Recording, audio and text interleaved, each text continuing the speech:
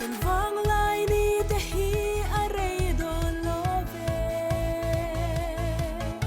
Kan vul lai ni te po chuai nan yama. Zu vang lai ni ya siam tu shereng la. A thu chao oi na rom bo se lam che.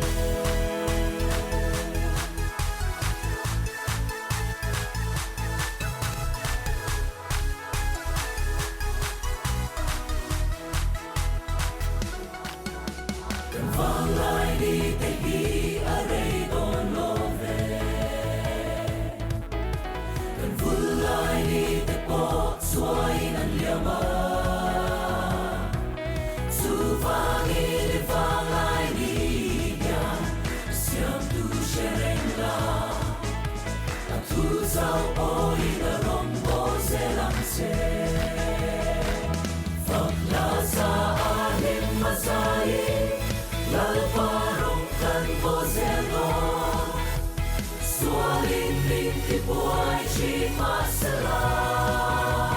Kan ne selam kan en kim mai Krista ta ani. Suara do tur Krista ta kan siam shei kan misi.